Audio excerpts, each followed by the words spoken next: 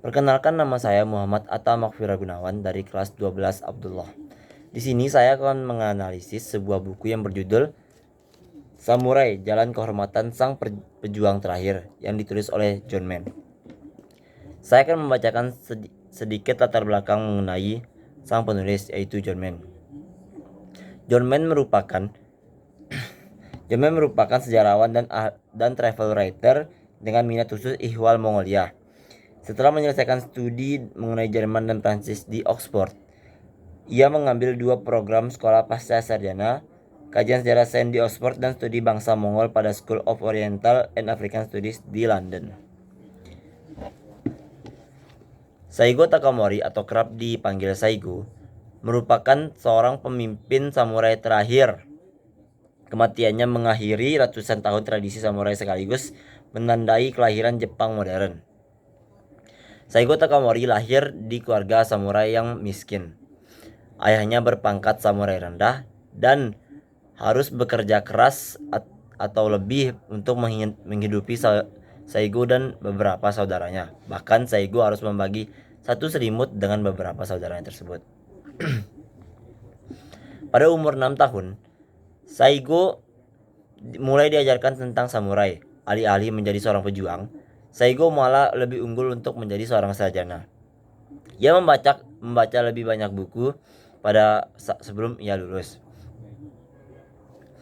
Pada saat sudah meranjak dewasa, Saigo mulai dijodohkan oleh kedua orang tuanya.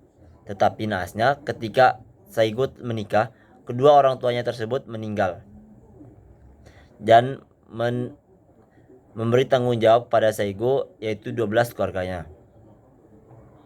Singkat cerita, Saigo dipromosikan menjadi penasihat daimyo yang bertugas untuk menemani daimyo dalam perjalanan jauh. Secara tidak langsung, Saigo menjadi mata-mata tidak resmi dengan penuh percaya diri.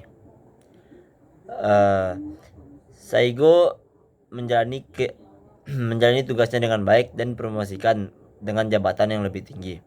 Tetapi daimyo yang ditugaskan pada ia meninggal secara tiba-tiba. Kemungkinan ia diracuni. Saigo sangat menghormati daimyo tersebut hingga ia menemaninya sampai mati. Tetapi para shogun mulai membersihkan para pemerintah pro, yaitu seperti Saigo. Dan mau tidak mau Saigo harus kabur dari tempat tersebut agar tidak terbunuh. Saigo kabur dengan satu temannya melalui jalur laut. Tetapi pada saat kabur, ia diserang oleh beberapa tentara dan mau tidak mau harus melompat dari sampan tersebut. Naasnya, teman Saigo tidak dapat terselamatkan. Jadi Saigo sendiri yang selamat dan pergi ke pulau terpencil dan mengganti namanya menjadi Saigo Sasuke.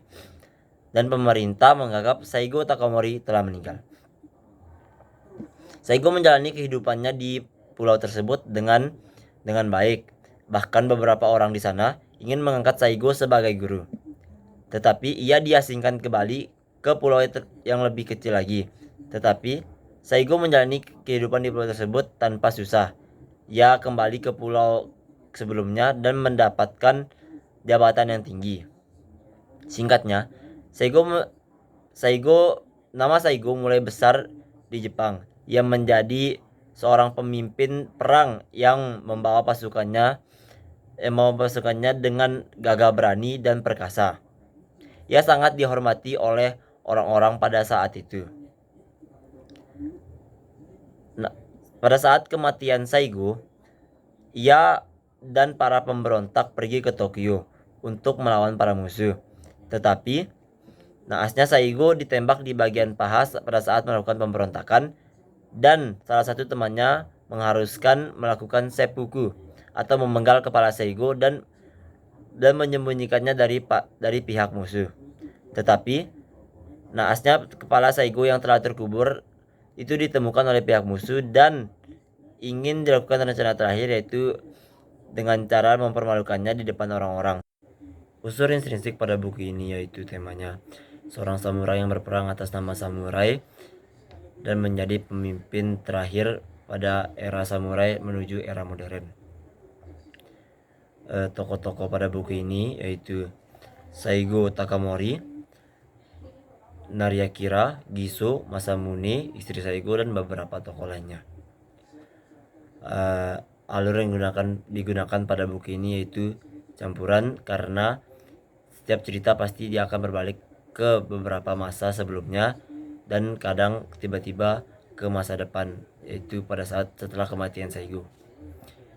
Dan juga latar pada buku ini ada latar waktu yang pada buku halaman 15, yaitu di kutipan 3 Masehi sampai dengan 200 Masehi. Dan juga latar suasana pada halaman 101, seppuku adalah bunuh diri yang dilakukan karena kematian tuan seorang. Dan juga ada latar tempat pada halaman 199 yang dan mencoba menyusun sebuah kudeta dengan merebut kendali terhadap kaisar. Pada 30 September pasukan dari 2 wilayah itu menyerang istana kekaisaran di Kyoto. Ada pula unsur ekstrinsik pada buku ini, yaitu nilai sosial. Nilai sosialnya, pada saat Saigo pergi ke pulau terpencil, ia menjadi pribadi yang baik dan disenangi oleh warga-warga di sana, dan bahkan warga-warga di sana ingin mengangkatnya sebagai guru. Sekian dari saya. Wassalamualaikum warahmatullahi wabarakatuh.